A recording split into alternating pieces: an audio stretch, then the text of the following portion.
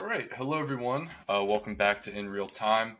I'm Jacob, joined with, as always, Mitchell.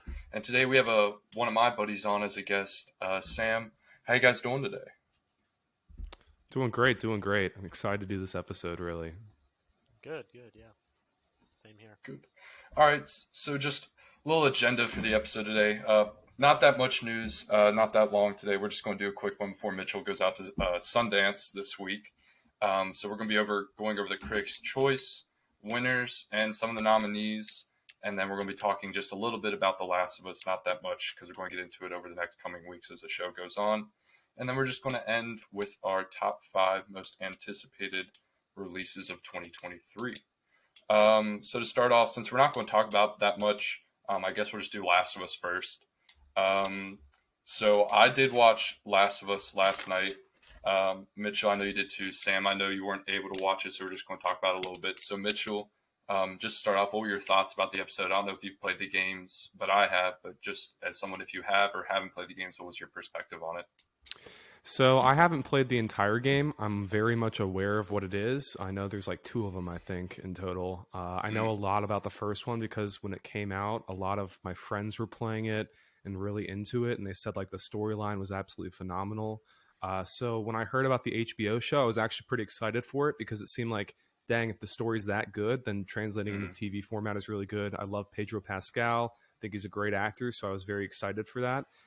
Watching the first episode, I didn't really know. I think it follows the game. I'm not sure. Yeah. Do you think it does? All right, because I didn't have any perspective on that, but I feel like definitely some of the things that happened in the episode I wasn't expecting. I'm not going to get into spoilers because I know Sam here hasn't seen it, of course, if he wants to watch it. But Thanks. it was really, really emotionally draining. I wasn't expecting that. I Mm-hmm. expected it to Yeah. be more of a neutral kind of series, and it was very, very dark and like just unrelenting.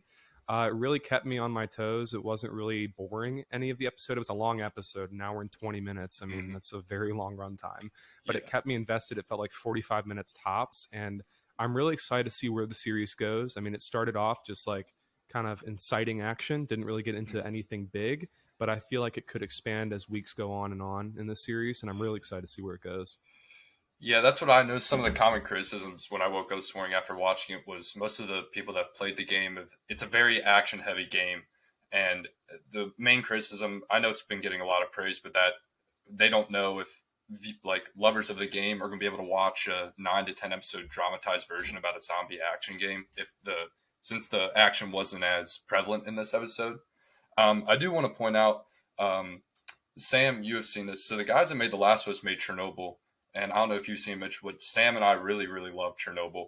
I love Um, that show. Yeah. and Sam, when you watch it, you can really tell the similarities of like tone and just how they're able to create an atmosphere like how they did with Chernobyl. It's like very like grounded, like you can tell lots going on. He's able to tie a lot of stuff in because the game's got so much to cover.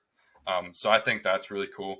And then, like you said about how spot on the game was. I know you haven't played them, but like that first like 20 to 25 minutes until it like cuts to our time. That's not really a spoiler. Cuts to like present day is like spot. That's like the opening scene of the game, like spot on, like beat for beat, which I thought was really cool to show the appreciation for that. But like overall, really loved the episode. I thought it was awesome. I think it was a great start. I like slow burn stuff, so this is fine for me. Even though I played the games, really would love to see where this goes, and I'm really excited to talk about it in the coming weeks. So yeah, so that was just basically The Last of Us, just a little bit. We'll get into it more as the weeks goes on, like I said. Now to get into like the meat of our episode, it's the Critics' Choice Awards. Happened last night or Sunday night, and we're going to go over some of the nominees, talk about it, see how it affects Oscar chances coming down the line. So the first, let's see, what category do we want to start out with? Because they're mixed up on variety between TV and film. So let me go down. See. Okay. I guess we can start out with supporting and supporting actress like we did last week. Mm-hmm. Just want to make sure though. Okay, yeah. So that's the bottom tier. Okay. Dun-dun-dun. All right, cool. So the first category we are going to be starting out with is Best Supporting Actor. We're going to just basically cover all the film categories and a couple key television ones just to talk about. So Best Actor, The nominees for this were Paul Dano in The Fablemans, Brendan Gleeson for Banshees, Judd Hirsch for Fablemans. That was cool to see here, very surprising. Barry Keoghan in Banshees, and then Brian Tyree Henry in Causeway. Obviously, Ke Huy Quan won for Everything Everywhere All at Once. Like how we talked about last week with the Globes, I think he's just going to sweep this entire award season. Mitchell, I think you might agree, but do you have anything to add with Ke Huy Quan winning here? I think there's not really that much to talk about at this point. Yeah, I think it's basically a lock at this point. I think looking at the other nominees, you could make a case for some of these other ones, but I think that, he has in the bag. I mean, he's going to win every single award he's nominated for. I think it's interesting they nominated Brian Tyree Henry for Causeway because I haven't seen that at all. Like in the awards campaign so far this year. I haven't seen the film, so I can't speak for his ability as an actor in that film, but I think it's kind of a very unique pick, and I'm kind of happy for him that they chose him for that. Yeah, I really like that. Now, I know, Sam, you haven't seen Everything Everywhere All at Once this year yet. Soon. But just kind of soon, hopefully. So if you don't know, that's the guy that played Short Round in the Temple of Doom. Oh, I think If you mentioned don't that. know. Yes. Yeah, so that's him. I know you really don't have anything like of knowledge of it, but I just from like Temple of Doom, like Spielberg and stuff, he's been like going around like thank you Spielberg for like getting him to this point because he was kind of out of Hollywood for a long time. So like, do you think this is like a career comeback for him? Hopefully it is, but I think it would be kind of cool to see where his career goes from here. So it's rare to see someone who's that big as a kid get such a big role and win these kind of awards when they're an adult. So Yeah, it's kind of cool to see that. it is really awesome just for him to come back around, kind of like Brendan Fraser's doing. So for Best Supporting Actress, that was next. I guess maybe this might be the direction they're going for award season because Angela Bassett ended up winning here for Black Panther Wakanda Forever, and she won at the Globes last week. And if this is the way they're going to go, I'm okay with that. I'm fine. I don't know. Sam, were you able to see Black Panther? I'm not sure if you were able to see it. No, or not. No. I saw the first one when it came out, and then the second one I haven't seen yet. So, I mean, I don't really have a lot of thoughts because we talked about it a lot last week with her winning the Globe. I'm cool with it. That's an awesome pick to me. If this is going to be the thing, I'm okay with that for the rest of the time. If she sweeps, I think while she's a very big veteran, it's cool that she's getting this like run that she's getting. I really like seeing her up there doing all those speeches because this movie obviously was very personal and dear to her. So I'm excited to see if that's where they go for the rest of the year or some shakeups happen. So Mitchell, are you thinking this is the way it's going to go, or possibly a shakeup coming down the line with the more different voting bodies? I think it might go this way. Personally, I think that's okay. I think that, I'm still pushing for Carrie Condon, and I think Stephanie Hsu for Everything Everywhere All at Once is great too. A nomination here. I think good on Marvel. I mean, a lot of people say they don't want Marvel, that like Marvel's not real cinema, won't win any big awards. I mean, Right. Good on Marvel for winning this one at Golden Globes and maybe the Oscars even. If there was ever a year that a Marvel actress or actor deserved the award, it's definitely this one. I think this is the best performance by far in any of their films. Sure. So I'm not too upset about it, honestly. I think it's a pretty good pick. Yeah. I mean, again, there's not really much to say about it at this point. It's just kind of, if that's where it goes, it's where it goes, and it'll be cool to see. So the next category I got up is Best Adapted Screenplay. I don't know. The winner was Women Talking. I haven't seen this. I know Sam probably hasn't got a chance to see it either because it's not really wide. I know we talked about it off podcast that you had the screener for. Have you been able to watch it since we talked about it, or are you still waiting on that as well? I'm still waiting on it. I mean to get Okay. around to it. I mean, it just seems like a very heavy movie to watch. does. It's like always like I'm trying to think of like, what can I watch right now? I have all these screeners and it's like, looking at it, I'm like, yeah, I could. It just seems like a very like deep movie. What I've heard it though is that all the acting is phenomenal across the board, obviously. You have a very strong cast there of female actresses all doing their absolute best. I can't speak for the screenplay because I haven't seen it, but Right. looking at the other on this list, I've heard a lot about Living. Living has been very hyped up this award season. I don't think it's wide near us yet, but No. I'm very Yeah. intrigued to check it out. I think that, The Whale you could make a case for The Whale. I don't think it's probably as strong as women talking or any of the other picks. Right. Yeah, that's what I was thinking as well. Because The Whale, it's a very different movie for a lot of people. I know me and Sam went to see it together, and we our group that went and saw it talked about how like it's for us it was kind of divisive. Yeah. I really liked it. I know Sam was like he thought it was fine. Yeah, he was iffy. I know his big things was like the writing for him wasn't cool, Yeah. which is fine, which is cool. I could totally understand that from a play aspect. If you don't mind getting that, Sam, what was do you think I just could think hinder that from winning ahead or from here? some of the Aronofsky stuff. That's the director, right? The Aronofsky. Right, yeah. Like I've seen that in Black Swan, and I haven't seen anything else. But just from those two, the dramatization of it, or whatever the word is for that. I mean, to me, it's a little too much. The music usage is a little weird, like especially in Black.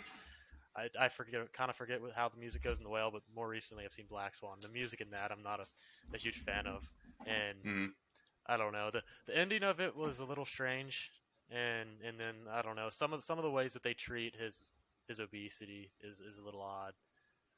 Not necessarily fat shaming full on, but it's like borderline in some Right. ways, and I don't think it's very constructive in the way that it's done. But otherwise, I think that like as a play, it's like a really good concept, and like the plot's good. So. Right. I wonder. That's probably I think many of your points are what's hindering it the most. I feel like with the criticisms among different people. So it's gonna be intriguing to see because adapted's from there. I don't want to say weak, but it's a more of a weaker year for adapted screenplay. So it'll be intriguing to see whether Women Talking takes it or some bodies go for The Whale. But on to our next category is the best original screenplay. Sam, you'll like this. After Sun was nominated in this category, along with Banshees, The Fabelmans, and Tar. But ultimately, it went with Everything Everywhere All at Once. Ended up winning original screenplay. I was talking about this last week on our Globes episode about how it could have won there, and I'm very happy it won here. I also talked about how like they were able to bring in so many different elements, so many different beats and stories and comedy, different genres to fit it all in the screenplay and just make it work and tie together perfectly, in my opinion. Is incredible. So I think this winning original here, I hope it propels it the rest of the way. And just all praise for me. I love that pick. Very excited to see where it goes.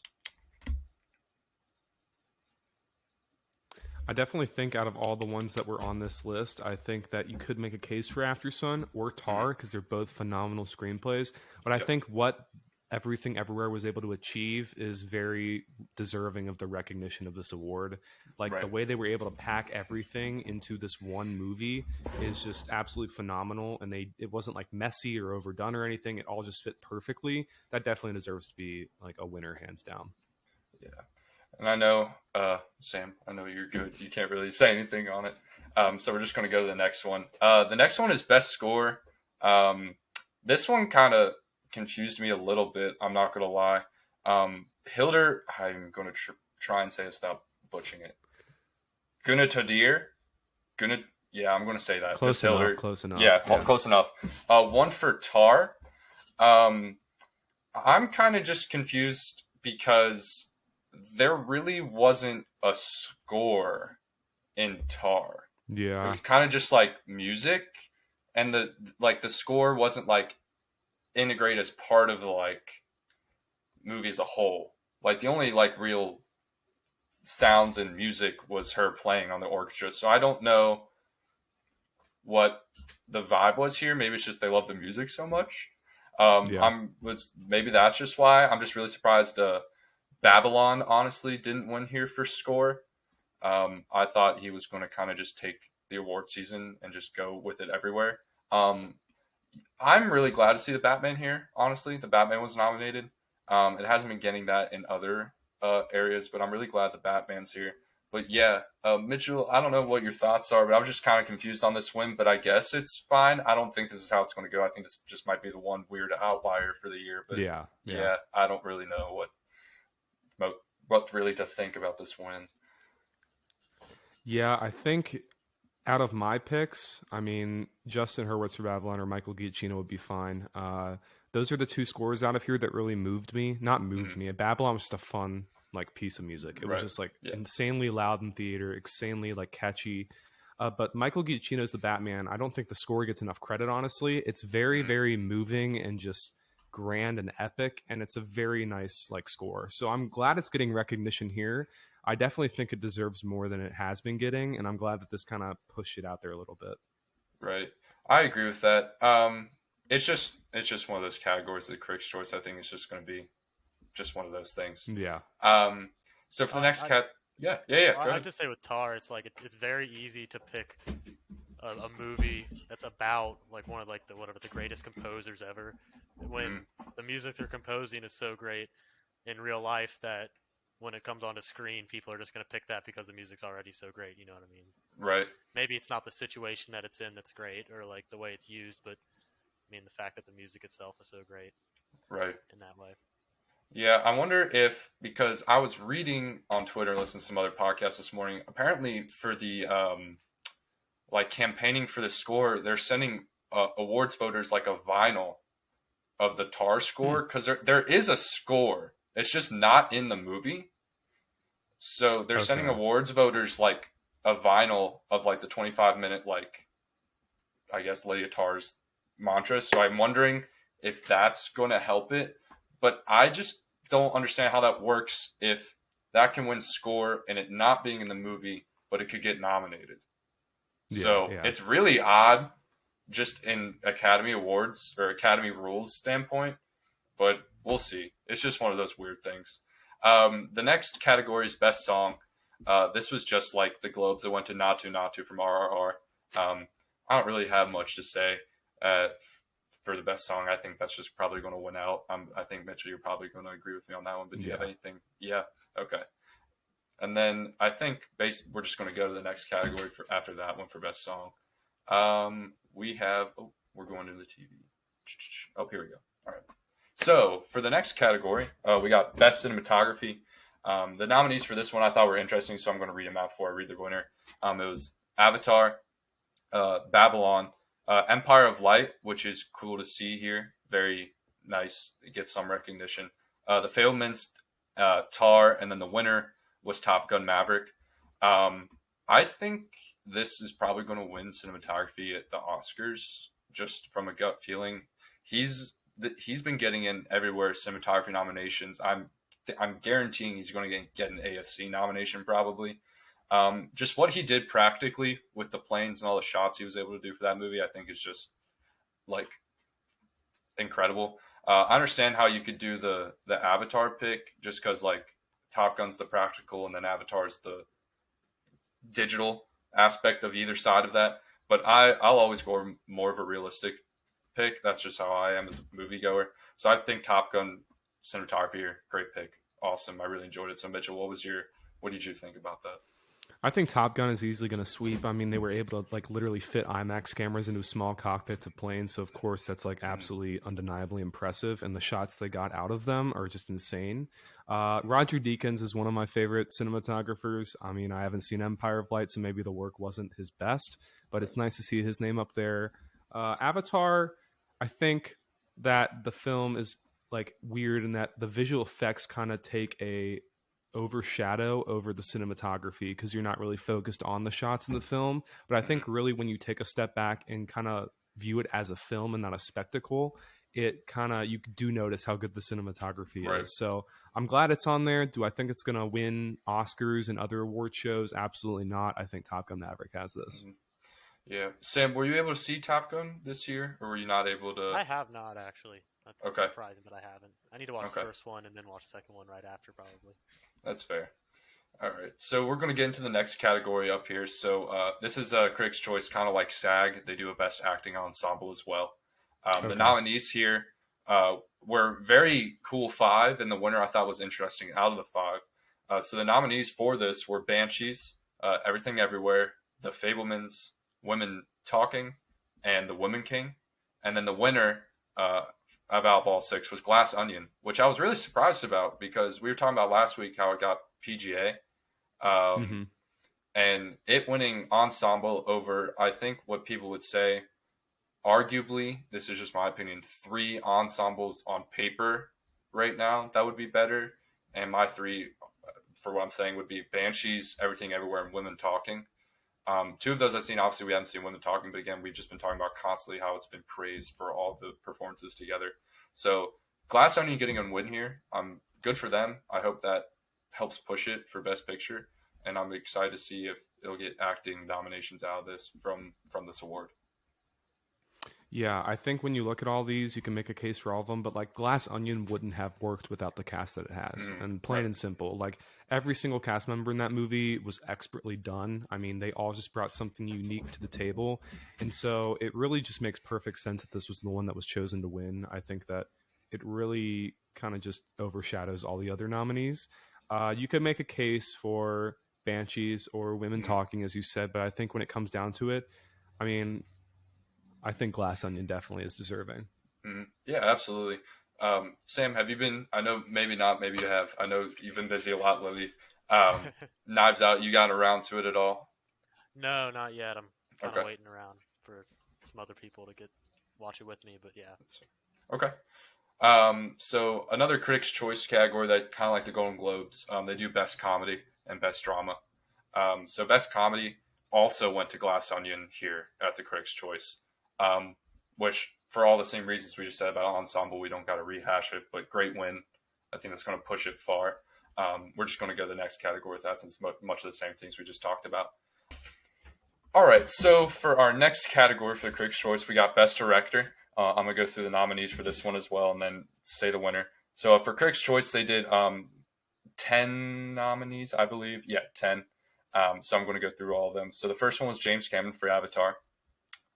Damien Chazelle for Babylon. Then Todd Field for Tar. Baz Luhrmann for Elvis. Martin McDonagh for Banshees. Sarah Polley for Women Talking. Gina Prince Bythewood for The Women King. And then S.S. Rajamouli, hopefully I said that correct, for RRR. And then Steven Spielberg for The Fabelmans. And then the Daniels for Everything Everywhere All at Once ended up winning Best Director. I'm awesome with this. I don't really have a lot to say. That's great for them. I'm very excited for their chances for award season ahead, and hopefully that gets them their Oscar. But I'm gonna start off with Sam first. I know, again, we talked about you haven't seen Everything Everywhere, but do you have a director off of this list that you have seen that you would say you would have liked to see possibly win for this award? I mean, Everywhere All at Once is like makes sense as that's the pick, but I think Spielberg. This is like one of his better movies in recent years, and like I mean, I don't know how many more movies he's gonna make in the future, but it's a pretty good like summation of his time with like movies, and so it would make sense to maybe have a director win who's making a movie, a really good movie. I mean, it was a good movie, but making a movie about himself nearly, and almost about the art of directing in that. So that would make sense to me as well. And it's also kind of a more mainstream pick in that.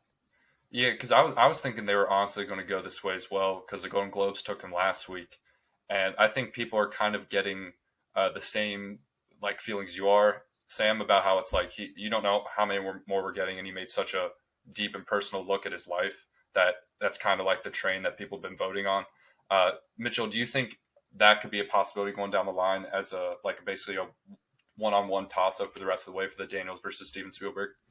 I think you can make the case for Oscar specifically, Steven Spielberg, because I mean that's a lock probably. Right. Daniels because they want to award someone who's bringing something new and fresh to cinema, and they like kind of love doing that certain years and other years not really.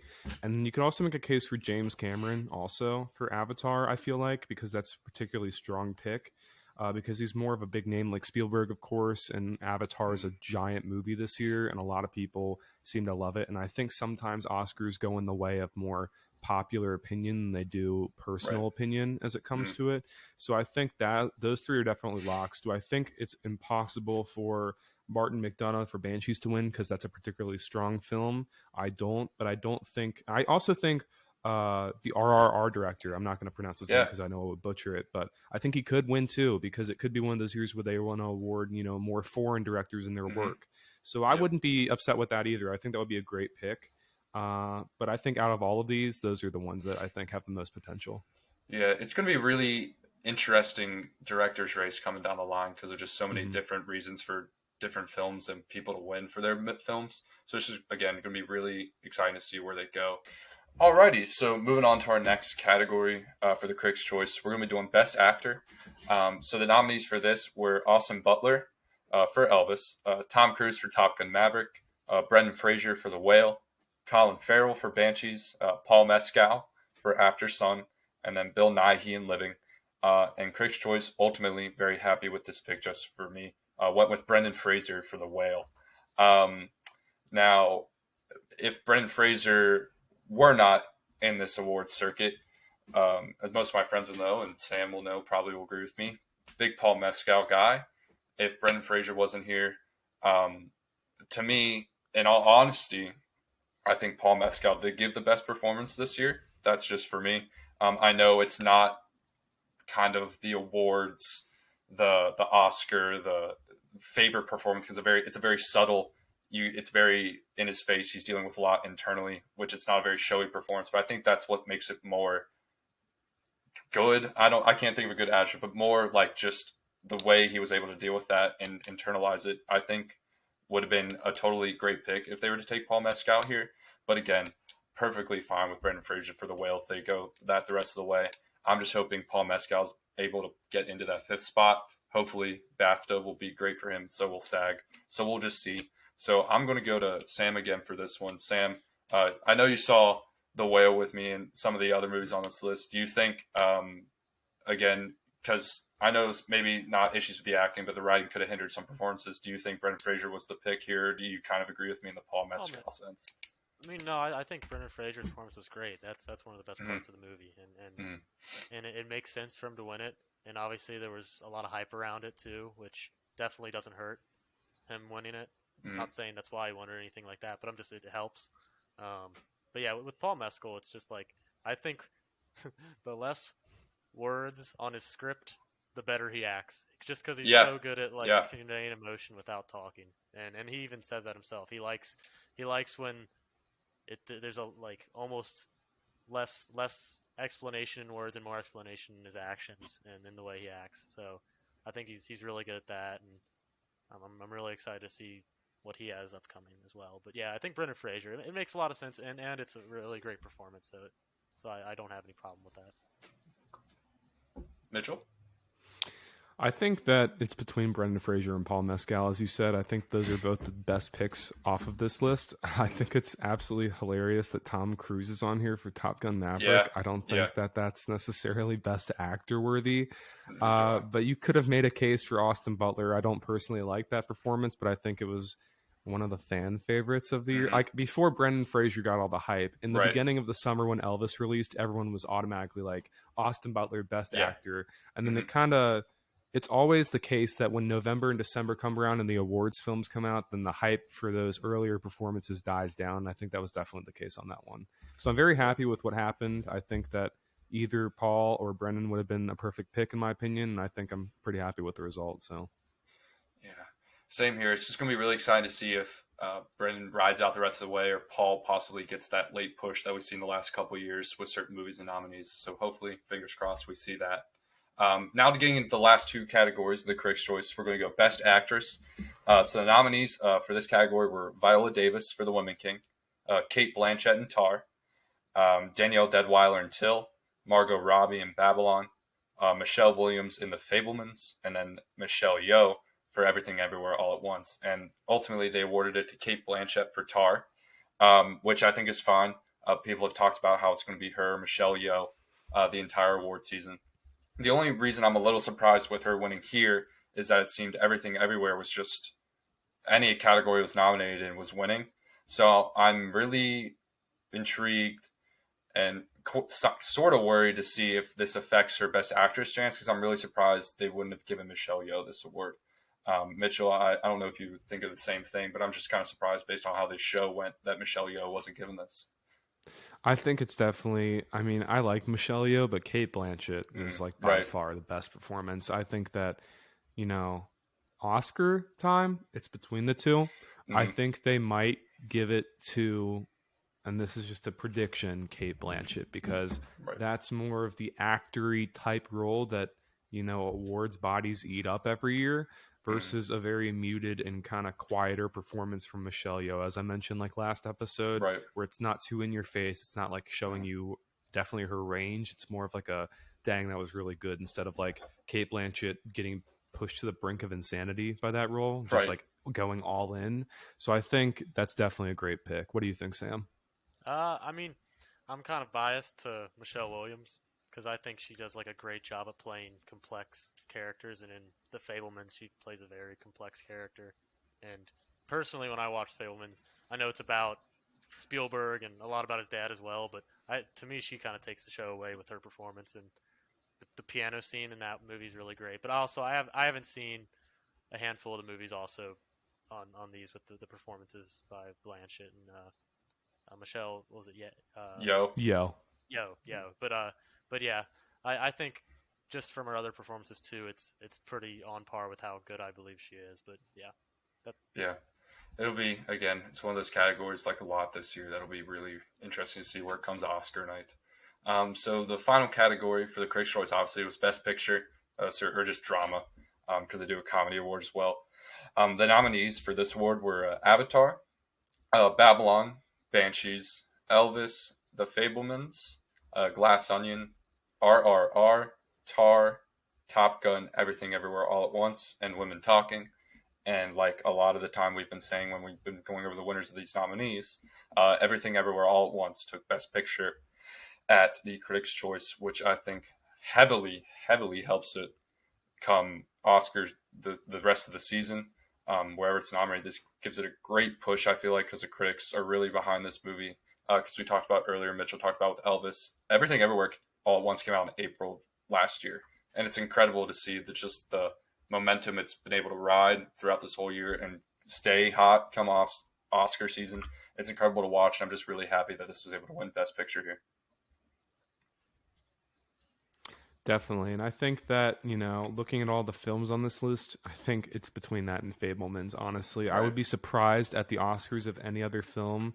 They're all good films. I mean, RRR, I think will get nominated for Best Foreign Language Film, but I don't Yep. think it's going to be like Drive My Car, where it was Best Picture as well.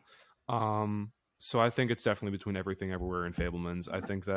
I hope they go with Everything Everywhere. Not that I didn't like Fablemans, but Right. it just seems like more of a safe choice than it does actually awarding the more artistically challenging film that came out this year that Right. really shows how you can use cinema and like elevate it into a different art form. So either way, perfectly fine if any of those films win. I think it is between those two, but you could definitely make a case for some of the other ones on here. Yeah. Sam, do you have any specific thing with you? Are you cool with kind of the similar with Mitchell about the Fablemans? yeah, no, I agree with everything he said. Yeah. Okay. Alrighty. So that was the Critics' Choice from Sunday. Those were all the winners and nominees. Excited to see how Oscar season comes around with those wins. So now we're going to get into our top 5 most anticipated movies of 2023. This year is looking incredibly amazing for movies. I'm not going to lie. Very excited as the way I was with 2022. So to start off, I'm going to have our guest go first. Sam, you can do it like 5 to 1, 1 to 5, Okay. or if you don't have a particular order, you can just say 5 movies. If you didn't do that, whatever you want to do, take it away. The floor is yours. I mean, my order from 1 to 5 isn't set in stone, but it's kind of in the order of how excited I am. Okay. So, I mean, 1 is a pretty common one. It's Oppenheimer. I mean, Mm-hmm. I'm a pretty big fan of Nolan. I like his plots, but obviously there's the joke about him not being able to do character development and that. But I feel like this movie's like the perfect movie for him to prove that he can. Yeah, Because absolutely. mean, it seems like there's obviously gonna be action, but there's a lot of dialogue-driven stuff in this, and I'm really looking forward to that. And obviously the cast is amazing. And the trailer looks great as well. And that's probably one of the most well-known ones that's coming up too. So there doesn't need to be much more said about that. And then for 2, I've got Scorsese's new movie, Killers of the Flower Moon. That's coming out in 2023, right? Like that's I confirmed, or- believe it okay. got I pushed think to it is. May or April. Okay. It's either April or May. It comes out. There's just not a ton of information about it, so I It's wasn't not. entirely sure. But yeah, I'm excited for that because it's DiCaprio and Scorsese. So I mean, you don't have to say much more than that to be Right. excited about it. Mhm. Yeah, I don't know a ton about it, but I'm definitely excited for that. And then 3, I've got Nosferatu. Yeah, I like Because that. that one's gonna be cool. Because Mhm. it's the same guy who did Lighthouse and Mhm. Northman and Witch. Yep. And I don't know. I love the original Nosferatu. I think it's hilarious. Like I think it's just such an awesome movie to watch. But I'd love to see his take on it Mhm. and how what he'll be able to do with it. Um, and then 4, I've got Cocaine Bear. Yes. I Yes. think that movie's gonna Yes. be hilarious. You can say That's what you awesome. want about it being Ray Liotta's final movie or whatever, but Right. Mhm. I think it'll just be a fun movie. It probably won't do great critically, but did Right. you really Yeah. expect it to? Like, Right. and that's not really. I don't think that's the point of it. I think it's just a fun movie. Mhm. So I'm looking forward to that. And then 5th, I've got Napoleon. I don't know a ton about it, but I know Joaquin Phoenix. Yeah, that's how you pronounce Joaquin. his name, right? Joaquin. Joaquin Phoenix. Yeah. Mhm. He's playing Napoleon, and I want to see how they can take him and show you like his like mental state during all of his like Mhm. time in history, and I think he's the perfect actor to do that. So yeah, those are my 5. So I really like. I'll go first. I really honestly like that 5 a lot.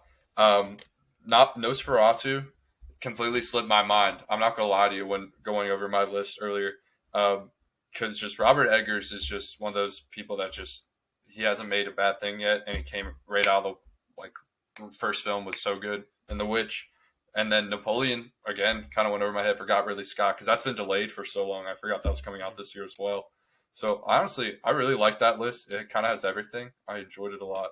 Mitchell, before you want to get into your list, do you have anything to say about his list as well? I think it's a very strong list. I think out of all of those, it's a very strong year for movies overall. We have a ton of new movies from great directors. I mean, Martin Mhm. Scorsese making a new film is automatically going to get me there. I Right, mean, right, man knocks it out yeah. of the park. Even like on some of his more like you could quote him misses, I guess. He Hmm. still does a great job. It's a very engaging film nonetheless. So I'm very excited for that. um, I agree with Cocaine Bear. That movie looks absolutely great. I think that it looks campy enough. It's either going to be campy or it's going to be one of the great, like a very good film. Either Hmm. way, it's going to be very fun. So I'm really looking forward to that. Yeah, it's gonna be exciting to see what Cocaine Bear does. So, so Mitchell, for your top 5, what do you got for the year? So I think mine is more of like they're slated for 2023, like Okay. later on. It's not like Yeah. absolutely confirmed yet, but it's Hmm. like in November, December. So first off, we have Asteroid City, the new Wes Anderson film scheduled to Yeah. release this year. Has a great cast attached to it. I mean, a lot more of his regulars. I'm one of those people that really loves all of his films, regardless. I thought French Dispatch, a lot of people kind of slam that movie, Mhm. but I thought it was a very charming and fun film. So I'm Yep. really looking forward to seeing what he brings to this film and really what it's about because no one's like the plot hasn't been revealed or it's not like set in stone, but it's something about space. So I think that Right. Wes Anderson could bring his visual style to make that look appealing. And then also number 2, Cocaine Bear, just as Sam mentioned. I mentioned before how it looks campy and like just absolutely ridiculous and bonkers. The fact that it's based on a true story too is just unbelievable. Right. Uh, yeah, so I'm really looking forward to that one. I think it's going to be great. Number 3 is actually Indiana Jones and the Dial of Destiny. Hmm. Really looking forward to that. It's been in development for a couple years. I remember when like first learned about it back in like 2018 or something, and I've just been waiting for it ever since. Because I mean, I watched Raiders, Temple of Doom, and all of that growing up. Seeing that hero up on screen again is going to be great. And I'm really looking forward to seeing Harrison Ford get back up on the big Right. screen and like just do his Yeah. classic action bit. And then also number 4, Oppenheimer. Just as Sam mentioned, I mean Christopher Nolan. You're going to get me there day one in IMAX. It's going to be an experience. The trailer already had great visuals attached to it. It looks absolutely mind blowing. And then number 5 is a movie that's slated for this year. It is Alex Garland's new film Civil War. I believe Okay. it stars Kristen Dunst and Wagner Moura, and it's some sort of post-apocalyptic kind of war movie. I really love Alex Garland. I thought Ex Machina was great, and I thought Annihilation was absolutely phenomenal. Knocked it out of the park. He does cosmic horror and kind of just like futuristic horror greatly, and I'm Hmm. really looking forward to seeing like what this original concept comes from because I know Ex Machina was original. Annihilation was based on a book, but I still thought it was phenomenal. And I think he kind of missed a little bit with Men. It wasn't a bad film, but it wasn't great either. So I'm really looking forward to seeing, what he does with this. Kristen Dunst is a great actress. Wagner Morris, phenomenal. So I'm really looking forward to that. Yeah. I didn't even know. I'm surprised. I didn't know Alex Garland was making a movie coming out this year. So that's really cool.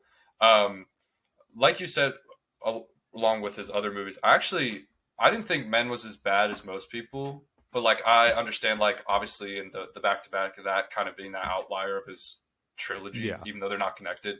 But, yeah, I think overall that's really cool. Asteroid City, I'm super excited for just because, like you said, the casts for films next year are just insane, just all across the board. So I'm just excited for it to make, like, the year in general. Sam, did you have anything to say for I was Mitchell's? just thinking, just a question for you guys. You guys have seen the cast for Oppenheimer and also Asteroid City. Which cast do you guys think is more loaded? Oh. Ooh. I mean, I have to relook at Asteroid City, but Sam, off the top of my head, I know Asteroid City has a lot more people we like. Yeah. Well, like you know what I mean though? Like that's that is tough.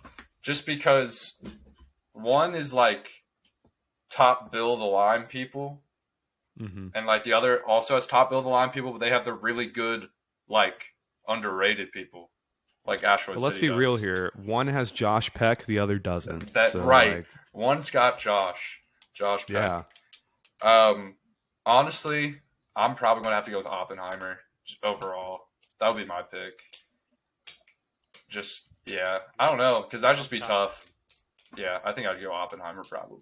I love Cillian Murphy, so it's kind of easy for me. That's fair. Okay, did you have anything you want to say about Mitchell's list before I hopped into mine, Sam, or you? No, I do like the Cocaine Bear pick. I think with Cocaine Bear, it's either going to be like a Sharknado movie where, it's bad, but it's like, you love it because it's bad, or it's going to actually be just like a surprisingly like really good movie. So I think that either way, I'm going to be happy. Yeah. Right. Okay, so for my top 5, I'm going to go from the bottom up. So for number 5 on mine, I have Barbie. I do have Barbie. Barbie is on there. Greta Gerwig is just, I love what she does with film lately, just overall. Like Little Women, Lady Bird, there's just something about those movies that feel so like your experience, like not as an experience in the Avatar sense, but like you really feel what's going on screen. She's able to pull you in right away, make you connected with characters. Obviously, Barbie is a very, very different movie than those two. I'm really excited to see how bonkers and crazy it is. So Barbie being at number 5, just because I'm not really sure, but I'm excited just because of how interesting it looks. For number 4, it's on everybody's list for us. I have Oppenheimer. For most of the same reason that you all said. I mean, the poster is right behind me, so got to be excited for it in a funny way. For number 3, actually, I have Dune 2. I don't know how you all feel about the first Dune. Sam, have you seen the first? I have not yet. No. Mitchell, did you watch? No. Big fan of Villeneuve, but I haven't seen that one.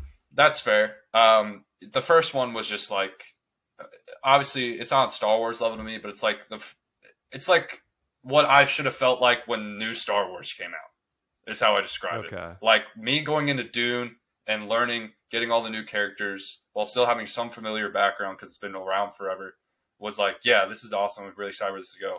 Is kind of feeling like I wish what new Star Wars would have done. So that's why I'm really excited for it. And it's just Villeneuve, and the cast for that movie is crazy as well.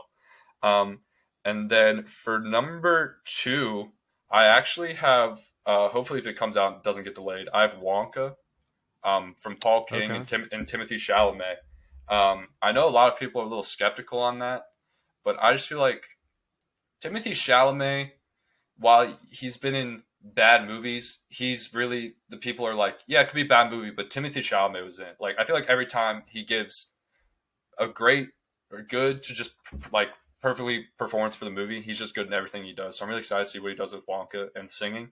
And then for number 1, like a lot of you guys on this list, that had his wife, Killers of the Flower Moon as well, from Scorsese, DiCaprio.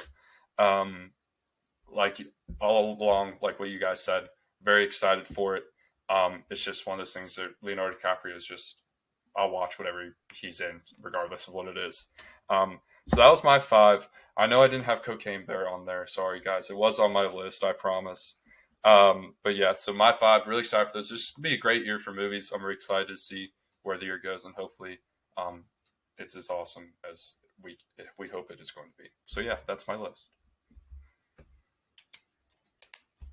I'm glad you said Barbie because I feel like that's a really big one that neither of us mentioned. So Yeah. So let's settle this debate right now. They both come out on the same day. Oppenheimer, They Barbie. do. Which one you They going do. to? I'm going to both in the same day. No, You gotta go to both in the same day. I think they're both like really long though, so I think that would be it's gonna be a kind of a Oppenheimer's struggle. got. Yeah. I wonder if Oppenheimer's going to be 3 hours. That's the question. I think it's close, and I think Barbie's over too. Last I heard. I think it's just going to be one of those things where either you watch Oppenheimer first and then watch Barbie to feel better about what you just watched, or you get Barbie out of the way and then save Oppenheimer for later. It just depends on the person. Yeah. So it'll be intriguing. Well, I think definitely Oppenheimer's going to take all the IMAX and large format screens, and Barbie's going to be Yeah. shoved to more of the regular format. So I think Yeah. that'll also be kind of a selling point for most people. Yeah, it's going to be cool to see which one gets premium screens, because I wonder if Barbie's going to get Dolby, even though sound is a big Nolan thing. But I wonder if that movie sound looks like it has a lot of noise. I know that might be weird to say, but if you get what I mean, a lot of noise, a lot of stuff going on. I feel like IMAX is more reserved for definite like filmmaker type moves. Like James Cameron's Avatar is meant to be seen. Christopher Nolan is meant to be seen in IMAX. Other films can be shown in IMAX, but I think it's more exclusive to the film. I think that Dolby is more flexible with what movies they play in there. I think that there's more variety, definitely. I mean, Violent Night played in Dolby, which is like absolutely insane. So I could see definitely how Barbie might take that, some screens at least. Like some theaters will have both in both formats, but it's just going to really depend. Yeah, it'll be exciting to see whoever wins that weekend coming up in July. Yeah, I know it's a long way to go, but it'll be cool to see what the people of America are choosing.